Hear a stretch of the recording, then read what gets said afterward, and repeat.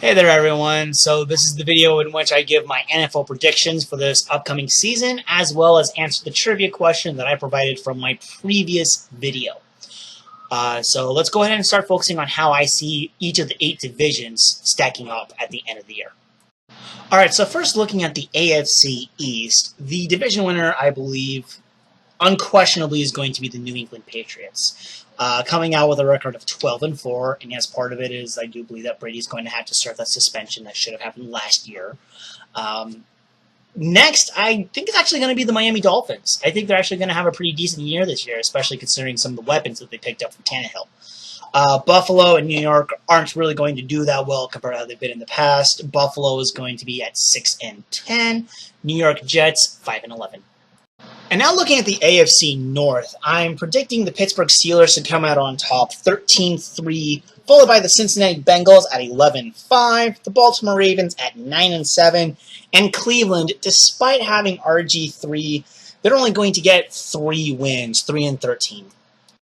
Alright, now taking a look at the AFC South, I actually see the division being tied at 10-6 between the Indianapolis Colts and the Houston Texans, with the win unfortunately going to Indianapolis simply because they're going to have a better division standing. Following them will be the Jacksonville Jaguars at 6-10 and the Tennessee Titans at 5-11. The AFC West will have the most changes in comparison, in my opinion, with the Kansas City Chiefs winning it all at 11-5, followed by the Oakland Raiders at a surprising 10-6. The Denver Broncos will have a losing 7-9, thanks mostly to them being led by Mark Sanchez. And then taking up the bottom will be the San Diego Chargers at a sad 4-12. The NFC East is going to be a fun ride throughout the entire season, like it tends to be. We're probably not even going to have a clear-cut leader until around Christmas when it actually matters. With that being said, I think the eventual winner is going to be the New York Giants at a record of 11-5. Followed by the Washington Redskins at 9-7, the Dallas Cowboys at 8-8, and the Philadelphia Eagles at 4-12. Much like the AFC South, I predict the NFC North will have the winner be tied. With this year going with who I think most people are going to expect, the Green Bay Packers coming out with 11-5. They're going to be tied with the Minnesota Vikings. The other 2 teams are going to suck horrendously, as the Detroit Lions will be at 5-11 and the Chicago Bears will be at 3-13. The most dominant division champion in terms of how close they are to their second place division rival is going to be found in the NFC South, with the winner being the Carolina Panthers at 12-4. The Atlanta Falcons will be said number 2 at 8-8. The New Orleans Saints will be at 6-10, and the Tampa Bay Buccaneers will be at 4-12. And finally, we have the NFC West, which is going to be won by my beloved Seattle Seahawks. And no, that's not biased. I genuinely think that. They're going to have a record of 13-3, followed by the Arizona Cardinals at 10-6. The Los Angeles Rams, that's going to take a while to get used to saying, will have 6-10, followed by the San Francisco 49ers at 4-12. Now, before I go into details on how I think the playoffs will go, pending that my season predictions are correct, I want to go ahead and address the other aspect of this video, which is the trivia question. Assuming there are no ties, what is the worst record an NFL team can have and still make the playoffs? Now, the answer to this ridiculously tough question is 3 wins, 13 losses. Now, some of you are probably wondering, how in the fuck is that possible? Well, let me explain it to you. Every division has to have a champion, and in this case, the 3-13 is the division champion. Let's go ahead and pick on the NFC East for this example. Now, every single division has to go against a full division from another conference. So for this example, we're going to go ahead and go with the AFC North.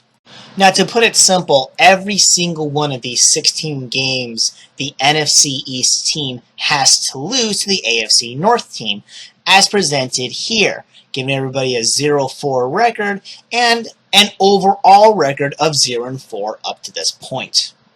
A division within the same conference also has to be paired off in this case. So for this particular example, as you can see, I'm using the NFC West, and yes, I realize that says St. Louis up there. My mistake. Oh well, let's get over it. Just like with the AFC North, the NFC West is going to completely sweep in all of this. Zeros all across the board. Win-loss record of 0-4 for the division in question, giving them now an overall total of 0-8. Now here's where things get interesting. Each team individually in the NFC East has to go against a single team from the other two divisions within their same conference. So for this particular example, it's one team from the North, one team from the South. These teams have been completely chosen at random. Again, being repetitive, the NFC East loses every single one of these matchups. 0-2 all across the board, giving an overall record for the four teams that we're focusing on, 0-10. Finally is the games within their own division. Now remember, I said that there are no ties for this particular example, so there has to be wins distributed within this example. To make things easy, we're going to say that everybody wins their home games. So, for example, we're going to say that Dallas wins all three of their home games, followed by New York winning all three of their home games. Philadelphia will win all three of their home games, and Washington will win all three of their home games. As a result, everybody within the NFC East has a division record of 3-3. Add that in with all the crap that we've gone through over, they all have a total of 3-13. And of course, now we got to figure out who's going to be the division leader. But before we do that, I'm going to show you guys just how correct I am about this number. Let's say that the game that New York won against Washington doesn't happen quite that way. Somebody has to win, and if it's not going to be New York, well, that means logically it has to be Washington. So as for how this affects the overall records, well, Dallas and Philadelphia, they're still at 3-3 within the division. However, thanks to this little change, New York is now at 2-4, and Washington is at 4-2. This now gives Washington an advantage over everybody else, having a record of 4-12, whereas you got a couple of 3-13s and a 2-4.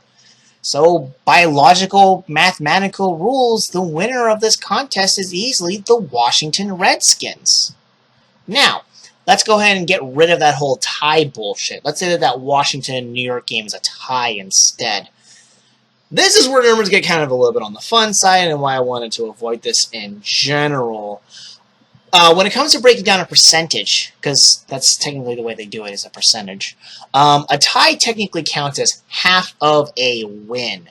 So in this particular case, New York has, instead of 2 wins, 2.5 wins, whereas Washington has 3.5 wins. And therefore, you can see on the chart with these percentages that Washington still has the advantage at .219, and that beats out everybody else, so they would still be the division champions. Now, just to help clear out the image, let's go back to the whole 3-13 stuff. There are rules set in place by the NFL to help break ties should something like this, or more probably like this, happen, to figure out who would win the division. So let's go ahead and take a look at those rules. Considering that we're looking at all 4 teams, clearly we don't want the 2 clubs tiebreaker, but instead the 3-club tiebreaker. So looking at this, we have head-to-head as the first one. Well, looking at that scenario that I gave you guys, that's not doable.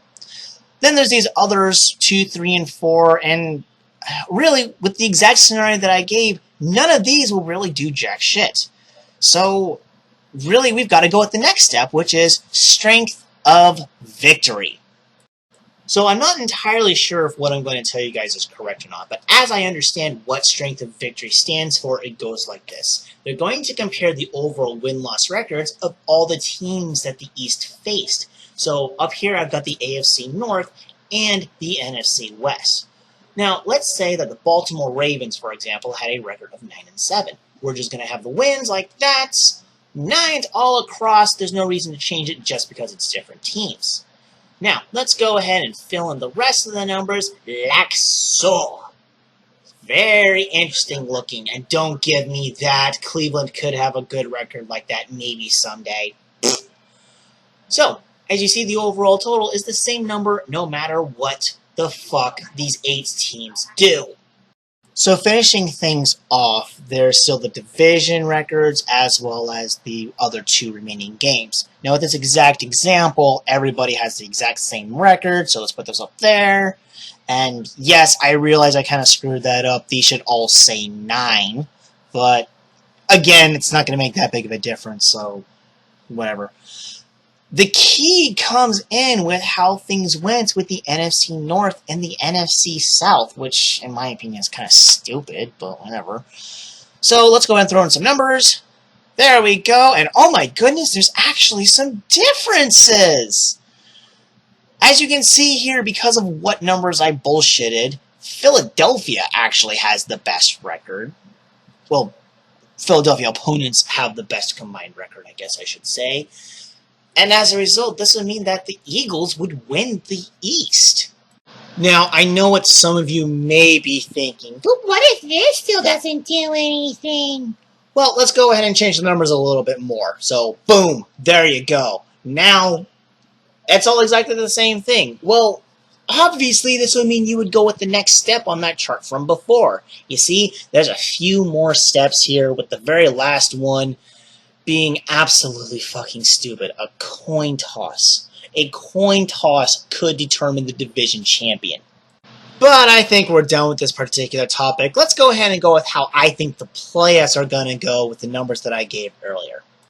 The AFC playoffs will feature the Steelers, the Patriots, the Chiefs, the Colts, the Bengals, and the Raiders, who will outdo Houston in the tiebreaker procedure based off of the head-to-head collision that they will have in Week 11.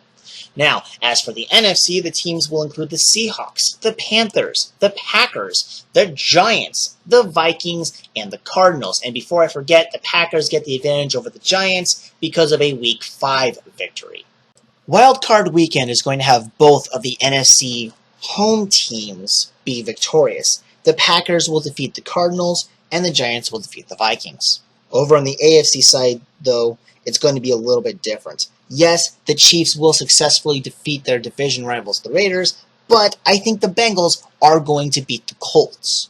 The NFC is going to see one away team pull out a victory, as the Packers are going to successfully defeat the Panthers, but the Seahawks are still going to be victorious against the Giants. Over in the AFC, it's going to be pretty bland and predictable. The home teams are going to win in both cases, Steelers defeating their division rival Bengals, and the Patriots defeating the Chiefs. And finally, we're going to see that in both conference championships, home field advantage actually means something. The Seattle Seahawks will defeat the Green Bay Packers, and the Pittsburgh Steelers will defeat the New England Patriots, leading up to a rematch of Super Bowl 40. And the Seattle Seahawks are going to get vengeance by beating the Pittsburgh Steelers 32-27. Thank you, Houston. I hope you guys enjoyed this video. I certainly enjoyed sharing this information with you guys, and hope you guys will stick around for another video. Got a little more serious stuff going on than professional sports. In the meantime, you guys enjoy your time, and don't do anything illegal. Thank you.